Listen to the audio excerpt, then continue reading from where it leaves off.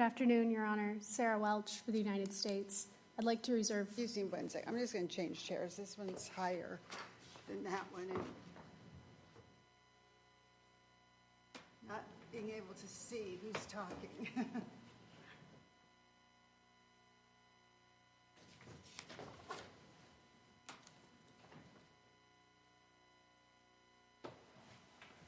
All right. Thank you. Okay. Good afternoon. Sarah Welch for the United States. I'd like to reserve 4 minutes for rebuttal. All right. Watch your clock. Thank you. May it please the Court. The Supreme Court has already twice intervened in this case to permit the Secretary's decisions to terminate TPS for Venezuela to take effect. Those decisions provide ample reason for the Court to reevaluate its decisions in the case thus far, and the Court should now reverse. The TPS statute is skewed at several points toward termination of TPS designations. Instead of permitting an indefinite designation, Congress limited the length of extensions or designations. It required periodic review to ensure designation is still warranted. And if the Secretary concludes that a designation no longer meets the statutory criteria, the statute requires her to terminate the designation. When Secretary Mayorkas acted at the 11th hour to exceed the length limitations on an extension, and took the novel step of consolidating off-cycle TPS terminations to effectively grant an unlawful extension of the 2021 Venezuela designation, the Secretary appropriately vacated that extension well before its effective date. Congress also limited judicial review in the TPS statute, recognizing that TPS designations, extensions, and terminations involve core executive branch prerogatives in matters of foreign policy, diplomacy, and national security, which are classic areas in which the judicial branch is ill-suited to second-guess the political branches. Concluding that the risks of judicial review outweigh the risks of executive branch error, Congress provided that there is, quote, no judicial review of any determination of the Secretary with respect to the designation or termination or extension of a designation. The District Court mistakenly declined to give that limitation effect when it reviewed the 3 determinations regarding the extension or termination of TPS designations. A subsequent decision and the passage of time have now mooted the Haiti portion of that decision, so just 2 of those conclusions with respect to Venezuela are before the Court now. I'd welcome any questions the Court has. Otherwise, I'd like to begin with the bar on judicial review. All right. Would you just begin with, I just want to understand why you believe, what language in the Supreme Court stay orders you believe actually affect this case. Sure, Your Honor. The Supreme Court applies the Winter test to evaluate whether to grant a stay in any case. The factors in Winter and Aken require consideration of whether the government is likely to succeed on the merits of its subsequent appeal and whether a case likely merits Supreme Court review. In order to grant its stay, then, the Supreme Court must have considered the likelihood of success on the merits and concluded that the government was likely to succeed on the merits. I'd highlight 2 pieces of that. One is that we didn't defend on the merits against the plaintiff's arbitrary and capricious claims. We presented only the 1254A, B5A review bar as our argument. So the Supreme Court must have concluded, in order to grant a stay, that we were likely to succeed on the merits of that claim. And our only argument with respect to the vacater, with respect to the statutory authority claim in particular, was that the Secretary did have the statutory authority to vacate the Venezuela extension just a few days after it was entered. So the Supreme Court, again, must have concluded that we were likely to succeed on the merits of that claim. Whether or not it provided reasoning, published an opinion, we don't think affects whether it considered that, and thus the effect of its decision on this Court.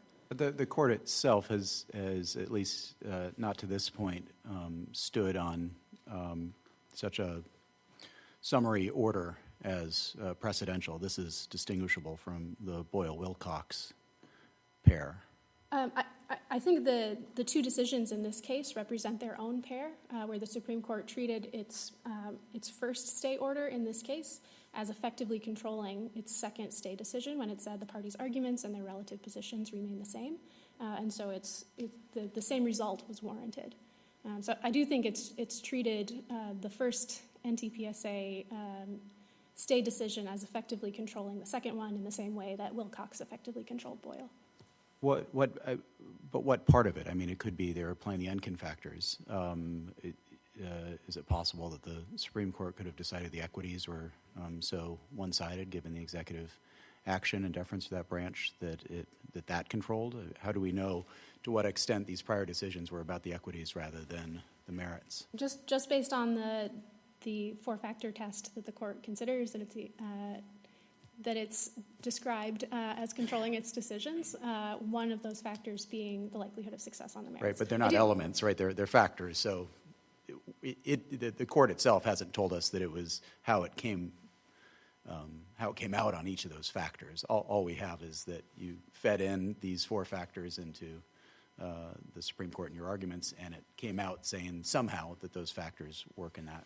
I believe the Supreme Court has said that the likelihood of success on the merits is typically the most important factor, so I think it would be unusual to think that it hadn't evaluated that factor at all in reaching its conclusion. It's true that it hasn't provided us with analysis on how it applied each of those factors, but we do think that the court should certainly take into account the Supreme Court's two interventions in this specific case as it evaluates.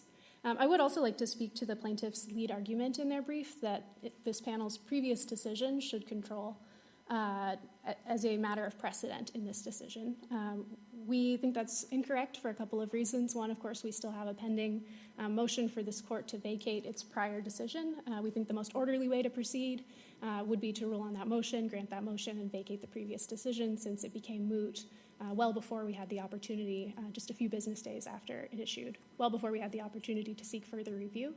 So the most orderly way to proceed would be to grant that motion and then proceed to address this one. Even if the court declined to do that or didn't consider the vacater motion before ruling in this case. Didn't briefing just conclude on that motion?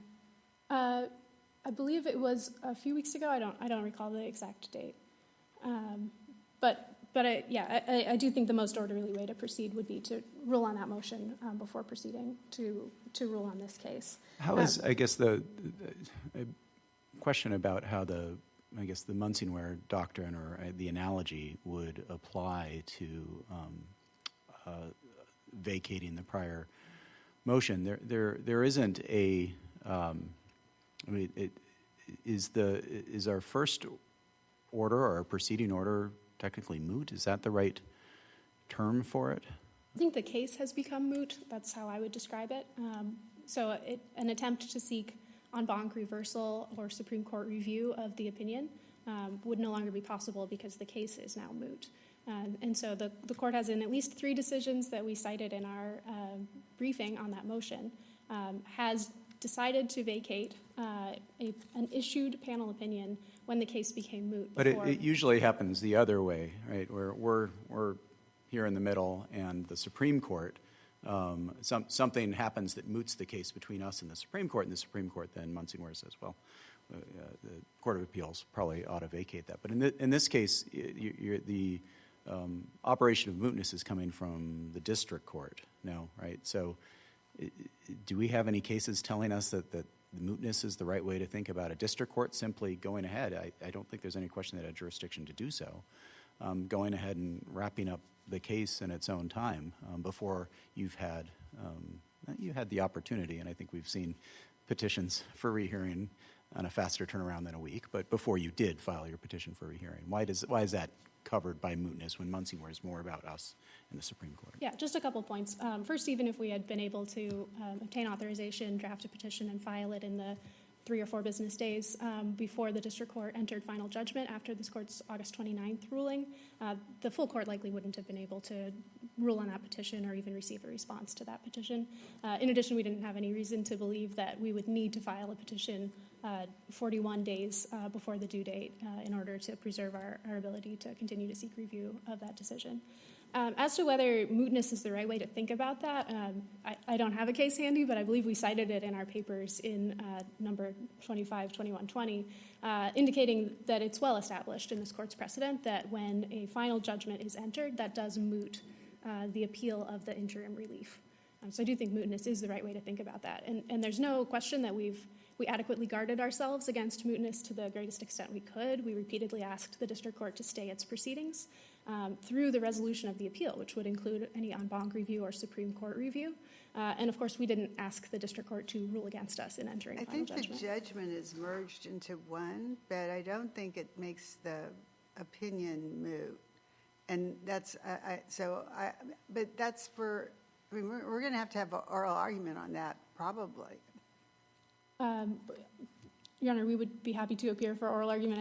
I do recognize that's in a different case, so it's a little funny to talk about it here. Yeah. The other points I wanted to make about whether the panel's previous decision should control here is that it was a earlier stage of the case. But isn't that in tension with the argument you just led with? The Supreme Court's decisions were in earlier stages of the case. Supreme Court applying the Enkin factors and or Winter factors at a different stage of the case, that should control us. But then when we applied the Enkin factors and the Winter factors at a different stage of a case, that shouldn't control us. Your Honor, our position is that the court should give weight to the Supreme Court's evaluation of the likelihood of success on the merits. That's at least germane, even if it's not now precisely the same question that's before the court, which is actual success on the merits. The fact that the Supreme Court has chosen to twice weigh in and ruled in the government's favor on that factor, we think should at least be germane to the court's decision. So in and the previous same would stages, be true of our prior decision in here, would be germane to our decision now. Certainly, Your Honor. So We're just the same arguing status. it doesn't formally control as a matter of precedent the court's previous decision, which I believe is the other side's position, although, of course, they can. All right, let's clarify get that. to jurisdiction. Yes, Your Honor, thank you. So we think that both the vacatur and the termination are determinations with respect to an extension or a termination of TPS. So the plain language meaning of determination is just a decision. So the Secretary made a decision. It was any decision, that's a broadening term, and it was certainly with respect to an extension. A vacatur of an extension is a decision with respect to an extension, and a termination is certainly a decision with respect to a termination. In support of that, I would particularly direct the court to a provision of the statute that we cited in our reply brief, subsection D3, which requires the Secretary to publish notice of the determination, which is clearly using that word in the meaning of her decision. She's supposed to publish notice of her decision. As to the sort of presumption of consistent usage argument that the plaintiffs have pressed in their brief, we just don't think that holds up as a way of reading the statute. Subsection B doesn't use determination to refer only to country conditions, since it also covers a national interest determination. Subsection B uses finding and determination interchangeably, even when it is clearly referring to country conditions. And determination isn't a distinctive or defined term in the TPS statute that's likely to have picked up a specialized meaning. It's also used elsewhere in Section 1254A itself to refer to things that clearly aren't about country conditions, such as a determination about whether a particular individual is eligible for TPS. So we just don't think that the plaintiff's reading of determination to create this sort of specialized meaning for one particular subsection of the statute, when it's an extremely commonly used term and is used in other sections of the statute inconsistently with that meaning, we just don't think that holds up. Even if the district court were right that it refers only to the subset of decisions that the plaintiffs are pressing, the plaintiffs aren't challenging a general procedure or a collateral practice here.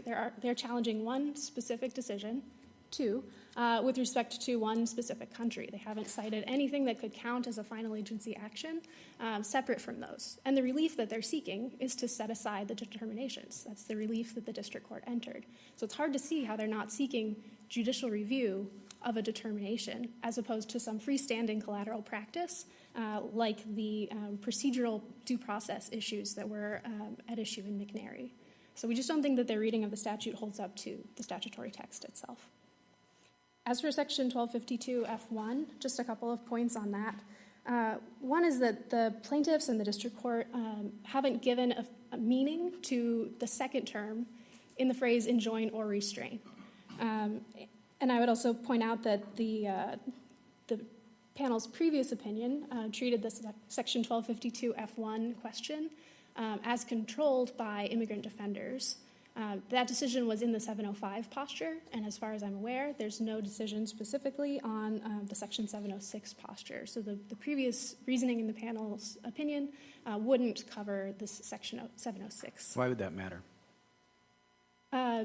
There are two different forms of relief. So Section 705 gives its own criteria for what it is, what it does.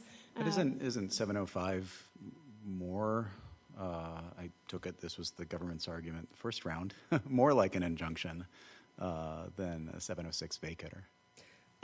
Your Honor, I'd make 2 points about that. One, a Section 705 ruling certainly is functionally indistinguishable from a preliminary injunction. That's a very familiar form of relief. The same factors apply. Set-asides injunctions?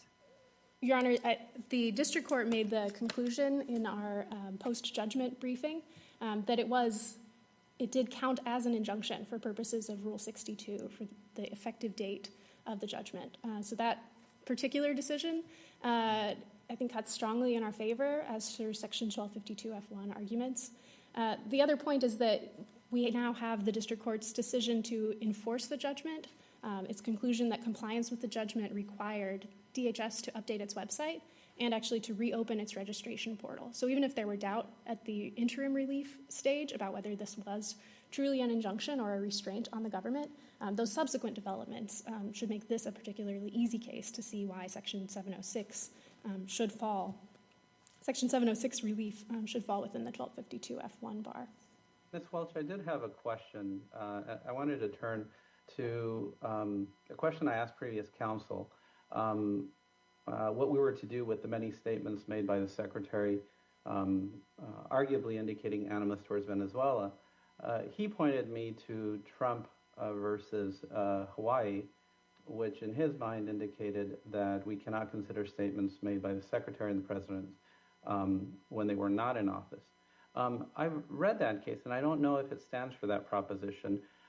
Is the government's position still that point and that's the authority, or are there other authorities that you want me to consider? Your Honor, I think that would be the principal authority for that point. I do think that in the posture of this case, at final judgment, the district court, or partial final judgment, the final judgment is partial because the district court hasn't resolved the equal protection animus claims. So I think that issue has less relevance at this stage of the case than it did at the Section 705 posture, where the district court had granted interim relief in part based on the equal protection claims. Well, let's assume that there's an argument that the Secretary exceeded her authority, and that perhaps that it was arbitrary and capricious, the decision. If the court would find that, then I have to consider those statements, wouldn't I? Your Honor, I don't believe that formed part of the district court's partial final judgment. So I don't think that that would be a basis for affirming the district court. I think that would require a remand in this posture for the district court to pass on that ground. Am I wrong in remembering that the district court pointed out the long list of statements made by the Secretary and the President himself addressing the issue of animus? Your Honor, I don't believe anything in the district court's decision turned on that, and I don't believe that the district court has made any findings on the animus claims in this posture, other than to deny our motion for summary judgment in our favor on those claims. Of course, that denial isn't before the court in this posture. Okay. But your ultimate answer, is my understanding, is that you're standing on that case. Your Honor, I think we would request the opportunity to brief those issues if the court is intending to rely on any equal protection claims or findings of animus in this posture. I do think I stand by our reading of Trump v. Hawaii that statements before the president came into office were not relevant. All right. Thank you. I'd also point to Regents in support of that point as well. I see I'm very near the end of my time, so I'll reserve whatever's left for rebuttal. Thank you. Thank you.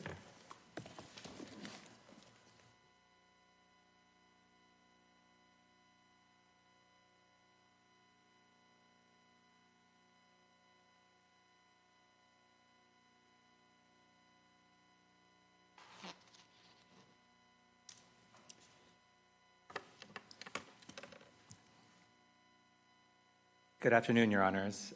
Ahilan Arulanandam from the UCLA Center for Immigration Law and Policy for the National TPS Alliance and the individual plaintiffs. I'd like to start with the point about the Supreme Court stay orders in this case. They're not precedent because the Supreme Court does not treat them as precedent as to itself. It stays orders and then affirms them. It also declines to stay orders and then reverses them. And we cite examples right at the opening of our brief. No lower court also has ever treated the stay orders as themselves precedential. The government cites this case from the Fourth Circuit, Casa v. Trump. That case is reversed en banc. If you look at the Westlaw flag in it, I'm not aware of any court which has said that you can treat these orders as precedential. Beyond that, we agree with what you were saying, Judge Johnston, on this subject. They describe even the winter, or they're not exactly winter. It's a deviation from that as a guide to what they're doing. And the internal logic of these orders does not prove that there's no jurisdiction over this claim. If you were going to try to read tea leaves and divine from them, which is quite difficult to do, but if you were going to do it, the second paragraph of the first postponement order, which we actually discussed last time, suggests that there is a claim that we can make that it's illegal for the government to retroactively invalidate already issued documents. That is a claim about the statutory authority, which would suggest at least that the first order claims, as you all described them last time, would be cognizable on jurisdiction. I should add that claim is affirmed. We won on that claim in a subsequent 705 motion. It's affirmed in the summary judgment order here. The government has said nothing about it. I still don't know whether they think there's jurisdiction over that claim or not, and how to reconcile the fact that they've never appealed it or challenged it in any way with their jurisdictional position. They're completely in tension with each other. Beyond that, there's also a constitutional claim there, which you would imagine the Supreme Court did not reverse on jurisdiction. So I think it may be possible that there was no single rationale, and rather than guessing, you just have to apply the law as it is. On the vacatur, Your Honor, I was prepared, so we could talk about it now or talk about it later. I'll just say very briefly, and then happy to answer more questions about it if it makes sense. It's not jurisdictional because this court's decision was not moot when it was published. And that's the rule. The en banc case is Dixon v. Ryan. And if it's at the time that it's published, it's still live, then there's no Article III problem. And instead, we're in the question of equities. Of course, you have the equitable power to take back your opinion if you want. But they have quite unclean hands when it comes to the equities of that, because what they told the district court to do was to wait until the Ninth Circuit rules. And now if I understand their argument today, they're saying, well, what we meant by that was when you rule, and if there's an en banc, then when the en banc happens, and then presumably under the logic of their argument, if the en banc panel rules in like a year or something, then wait for the Supreme Court. And that's the logic of that doesn't make any sense. I mean, often it's true that published decisions in preliminary relief context become the law of the circuit. So I have a question that you brought to my mind. I don't know if it was something. At some point in February, is it? Will aspects of this case actually become moot? Quite possibly, Your Honor. I'm not sure about all the aspects, but right. The Haiti portion, whether or not it's moot, they want to withdraw their appeal from the district court order, and we have no objection to that. If they want to withdraw it, that's fine. I really question whether that was moot, but if they want to withdraw their appeal of it.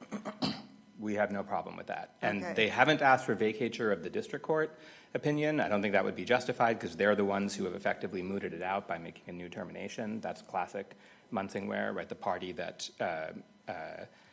below. It's not classic Munsingware, but anyway, they can't win mootness. They can't win a vacatur where they're the ones who have taken the step to make it go away. But they haven't asked for that anyway. We have no problem with their withdrawing their appeal, and then Haiti is not part of this appeal right here. It's still very much a part of this case because we've now challenged that new termination, and many of the same defects that are at issue in this appeal are also at issue in the new Haiti termination. The only other, I wanted to talk about jurisdiction as well, but there's one other thing I wanted to say quickly before I get into it, which is, Judge Mendoza, to answer your question, the district court cites that litany of statements in excerpts at page 60, so it's sort of farther down in the decision. It's relevant certainly to denying the government's cross motion for summary judgment on the discrimination claims, but it is also relevant to predetermination, because what they show is that there is a separate motive and a pre-existing motive for terminating TPS, which is animus, and that is, of course, relevant to the question when there's pretext, which is one of the grounds for the APA finding by the district court here. So if I could turn to jurisdiction, I think NTPSA 1, the opinion that this panel issued already, controls on this question of whether the statutory authority claim, which is the vacatur authority claim, is cognizable. And it's the law of the circuit. You have to apply it. They've also given you no reason to change your mind suddenly just a few months down the road. Does it matter that it was at a different stage where the underlying question was likely to succeed on the merits? I don't think so, where it is written as a statement of a description of law. So, as I understand the court's law of the circuit law on the subject now, you can choose to describe your opinion as preliminary in some way. And if you choose to describe it that way, then it doesn't create that same effect. If you instead just describe a set of legal rulings, then they are treated as law of the circuit. That's my understanding of where it is. And that's why I think it's fair to ask, I don't know whether the NTPSA 2, the order that you issued on the stay proceeding in this case, whether you would treat that as entirely binding or not. It sort of depends on your conception of how you, how you understood it. But anyway, I think NTPSA 1 clearly seems to me like it is law of the circuit. There's nothing there where in your description of the statutory authority, the case law you're citing, nothing there suggests that it's preliminary in any respect. But even if you want to work from first principles, they're just making basically the same arguments again. And they still haven't answered the central problem, which is, if they are right, can the government issue a TPS extension for 50 years? Can they retroactively invalidate all the documents? Can they issue a termination with no notice, even though it says 60 days notice? Did Congress intend to make those claims cognizable or not? And it seems obvious to me that they must have intended to make such claims cognizable. So I think the government has suggested throughout, including here today, that that aspects of the orders, the determinations made at issue here were legally unsound in some ways. So someone else could come and challenge those and say, we should set aside those determinations on kind of the same pattern here, but in the opposite direction, and a court could do so. Why can't the executive do that on its own? So that's the merits question, right? The merits question. Okay. The executive cannot do that because the statute says that a termination only takes effect at the end of the period of the prior designation or extension. And so the statute says once you have made an extension, it lasts for the time period that's given in the Federal Register notice. So you'd say that whoever would challenge the determination, the designations, they'd lose on the merits. But in other words, whether or not there are instances in which the executive could find a designation to be unsound, this isn't one of them. Yes, I think the answer is yes, Your Honor. I mean, I think because it's nowhere written in the statute, this vacatur power, right, we have to look to the structure of the statute and its text to see whether imagining such a power is inconsistent with the statutory scheme. That's as I understand. Right. I mean, the government could have, for example, sought a declaratory judgment saying that this designation is illegal. Bring all the same claims that you're bringing, but in the other direction. But they haven't backed up the arguments that that's not how they proceeded. Instead, they used this implied, assertedly inherent power. Yes, exactly. I mean, certainly it's true that if there were litigation, whoever could bring it, whoever a state would have, might have standing nowadays. Whoever would have standing, somebody could bring it, and they could take that effect. But the government cannot vacate an extension because there's nothing in the statute which gives them authority to do that. That being said, you could carve out situations where the government actually gives as a reason that it's illegal to do what we have done. I don't think that's in the statute. I don't think there's a justification for it. But if it was a concern of Your Honor, you could say, oh, this is a different question that we don't have to decide. They haven't done that here. And in fact, if they had given legal error as a reason, then of course we could challenge that and say, no, you're wrong. The closest hint that comes to that is this point about the 21 versus 23 designation, which my friend reiterated today. I don't want to beat it again, but that's just wrong. Everybody who's eligible under 21 is also eligible under 23. It doesn't matter whether you make one registration period or two registration periods for those purposes. There's nothing illegal about what they did, as Your Honor has explained, in the footnote here in NTPSA 1 already.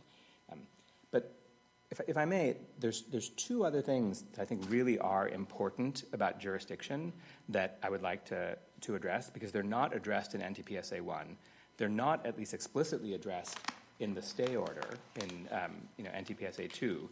And I do think they're very important both for the merits claims that are here in this case and for the Supreme Court, assuming that we go to the Supreme Court.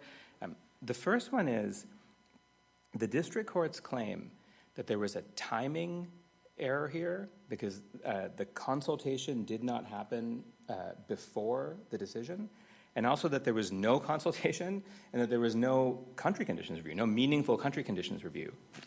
Those claims are also cognizable because they go to the statutory authority, just like the claim about whether there's a vacatur authority and just like whether you can cancel already issued documents, et cetera. And that comes from B3A of the statute, which says, this is the opening of the periodic review section, which says the Attorney General, after consultation with appropriate agencies, shall review conditions in the foreign state and shall determine then whether the conditions warranting designation continue to be met.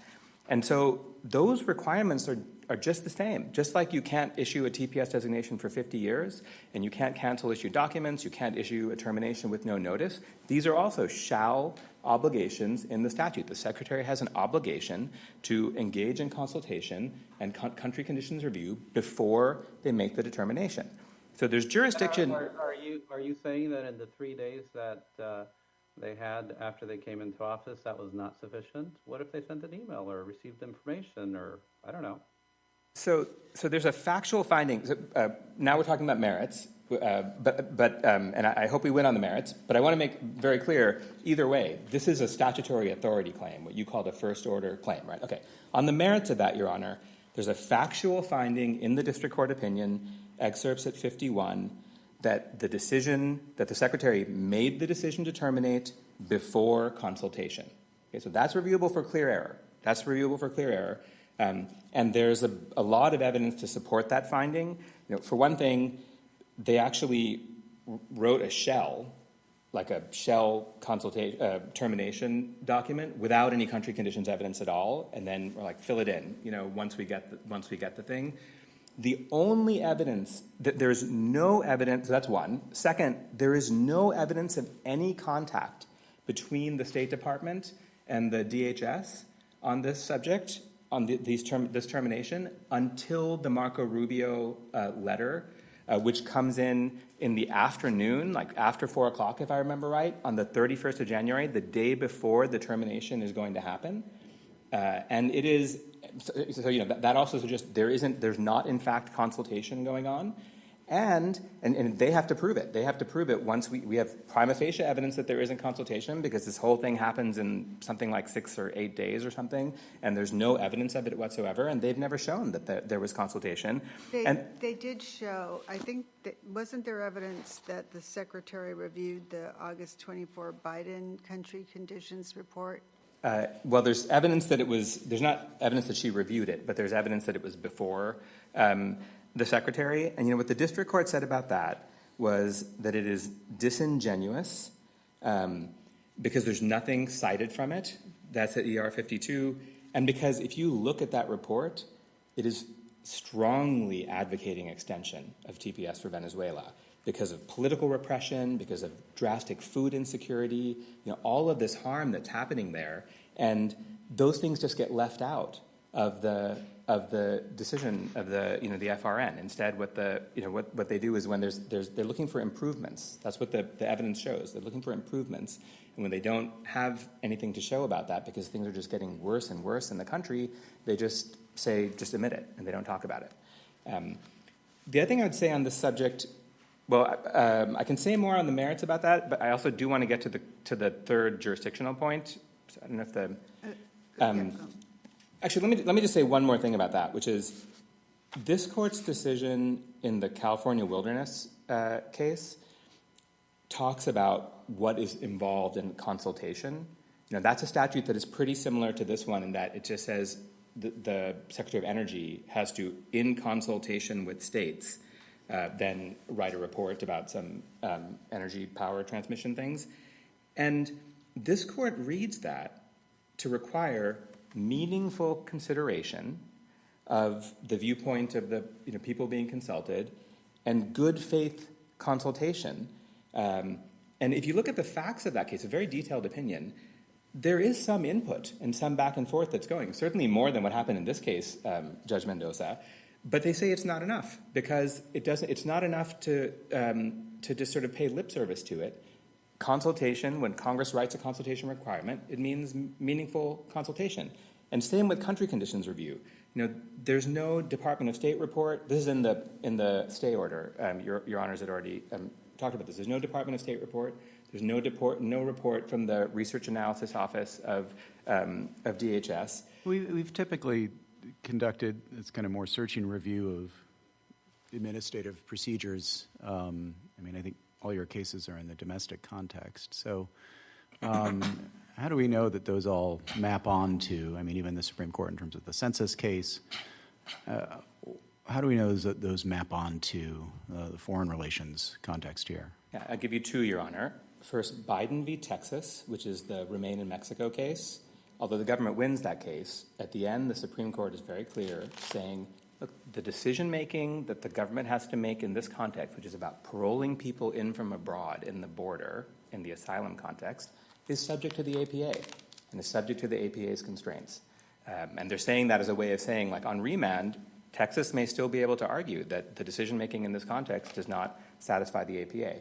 And then the second one, it's not admittedly right on the border, but its immigration policy is the Regents case, which I know Your Honor is familiar with. There's a very robust application of the rule that you have to consider alternatives, and they reverse on that basis. So those would be my two cases to say that the APA doctrine in this context applies and should apply in the same kind of way.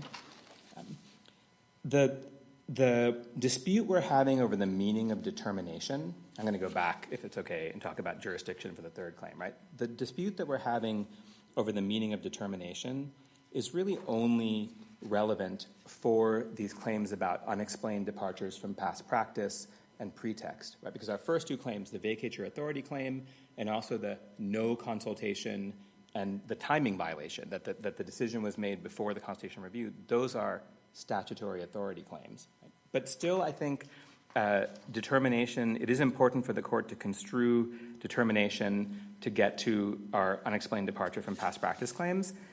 And what I would say there, Your Honor, is they go back and forth about whether or not they think that you can TPS extensions for 50 years are unreviewable. So I don't know what their current view is on that. But to me, it just seems absurd to think that Congress would have intended to bar statutory authority claims, right? And that you already said that in NTPSA 1. Right, but then my question is, what is the textual basis for carving them out? Because their argument is it's any decision. Determination is any decision related to TPS. And obviously the determination, if you want to use their word for it, that TPS extensions can be 50 years. That's fine. Right? That's a decision about TPS. So why isn't that barred under their theory? And they have no account of why these parade of horribles, of crazy things that would happen, including what the Supreme Court suggested would be cognizable in this case, in the second paragraph of the stay order. They have no textual account of how those claims can be carved out, while other claims, like the arbitrary and capricious claims that we're advancing here, are barred. So I think it makes more sense instead to tie determination to the word determine. And I don't think where it appears in the statute. And I'm not sure this is actually an application of what they call the consistent usage canon. It's just asking, what does the word determination refer back to in the statute? And what it refers back to is the things that the Secretary determines. And construing the statute that way would be very consistent with how this court construed it in cases applying McNary, Proyecto San Pablo, Immigrant Assistance Project. And there's a number of immigration jurisdiction cases, all different kinds in this court, where the court has said statutes that have broader language, like any cause or claim arising from, no decision or action, no judgment in Patel, right? JEFM, Gebhardt v. Nielsen, which is sole and unreviewable discretion. Those broader statutes, those some of them take out or channel APA claims. And I think this statute is not nearly as broad as those. Right up until NACA, a very recent decision of this court, you've consistently said that when this broader language is used, then we find those kinds of claims barred. When it's narrower, we don't. I see I'm out of time. The last thing, if I may just briefly mention, Your Honor, there was a point about whether we have shown any harm to NTPSA members, and because it's relevant to the scope of relief and it's relevant to how this court approaches this case. And I just wanted to point the court to the Emilia Garcia declaration, which is in the supplemental excerpts of record at 16 to 28, and also the Jose Palma declaration, which is farther down. It's at supplemental excerpts 252 on, which documents the horrific harm, actually, that has come to NTPSA members in particular, people separated from their infant children, families deported, people detained, lots of people detained. And so we absolutely have shown harm in all 50 states. The NTPSA members are in every state, and the harm that is happening that's being occasioned by the fact that these illegal terminations have gone into effect are affecting people all over the country. So I don't think there's any argument, even if this were not a 706 case. This is a 706 case, and as you said, they argued the opposite last time. But even, and 706 doesn't have equitable factors in it. It just says set aside the unlawful action. That's it. But even if that were not the rule, we have overwhelming evidence of people all over the country suffering catastrophic harm as a result of these terminations, and the district court's order is entirely appropriate in scope given the harm that we have shown. Further questions? All right. Thank you, counsel. Ms. Welch. Thank you, Your Honor. Just a couple quick points. First, my friend referred to the parade of horribles that could result from having a judicial review bar, like a 30-year TPS extension. We do think that the review bar would cover that. That is our position. And that is the only time that a review bar has effect is when there is an error in the underlying decision that it's shielding. So that is what Congress would have expected when it foreclosed judicial review. That's not an absurdity. That's not an unexpected consequence. That is the effect of a judicial review bar. I would contrast that with the effect of not having vacatur when there is a judicial review bar, which even my friends on the other side concede covers at minimum country conditions, substantive evaluation of country conditions. If the Secretary doesn't have this inherent vacatur authority, if the statute has foreclosed that, then a plainly erroneous assessment of country conditions can't be fixed by a court and can't be fixed by the Secretary. It's just in effect. So I think that's the real consequence of the lack of an inherent vacatur authority. I see my time's expired. I would be happy to talk further about Haiti, and if the court needs additional briefing to determine whether those claims I'll give you an extra minute and a half because we gave it to the other side. Thank you, Your Honor. If there's an additional point you wish to make. Sure. Our view on the Haiti partial vacatur is that that's the sole basis of the district court's decision on the Haiti claims. It didn't pass on the subsequent termination. So the district court's ruling rested solely on the partial vacatur. And the effect of the partial vacatur was just to shorten the extension by 6 months. Those 6 months will expire on February 3rd, which meant that the statutory periodic review timeline without any effect of the partial vacatur required the Secretary to make a new decision. That's what she published on November 28th. So whether the claims became moot because of that superseding decision on November 28th, or whether they will become moot in 3 weeks or so on February 3rd, the claims will be moot. And so that's the result of either the passage of time or the functioning of the statute, which Are is you non-discretionary. withdrawing your appeal on that claim? We're asking for the court to vacate that portion of the district court's decision as moot because of mootness arising before the panel's decision. But they're not moot yet. They're either moot because of the November 28th termination on the ordinary statutory timeline, or will at minimum become moot on February 3rd, which is the expiration of the Mayorkas extension. Right. We'd be happy to submit extra briefing on that if that would be helpful to you, Your Honor. Yeah, I think we would like maybe a letter brief, maybe supplemental letter briefs from both sides explaining that point and Yeah, I had taken the 28J letters to request us to dismiss the appeal, Sure, Your Honor. which is not vacating the district court decision. Right. So we think that the judgment line should say that that portion, I think this is on the beginning of the last paragraph on page 2, the court should dismiss that portion of the appeal challenging the partial vacator and vacate the corresponding portion of the district court's decision under Munsingware, since it became moot before the court could issue a decision on it. all right, well, I'll look into that. Thank you, Your Honor. And if we do require supplemental briefs, we'll issue an order doing so. Thank you, Your Honor. All right, are you finished, counsel?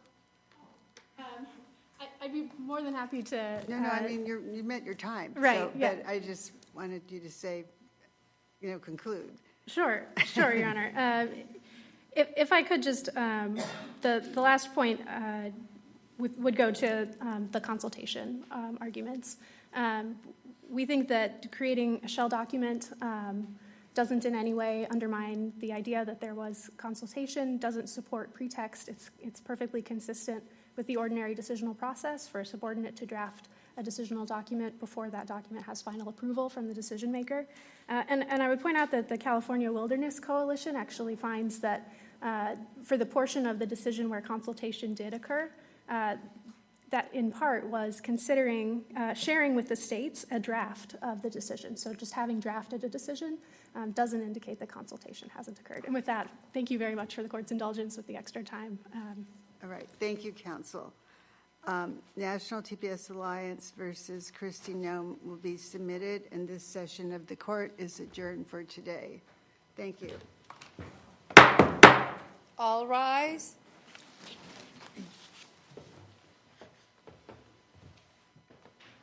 This court for this session stands adjourned.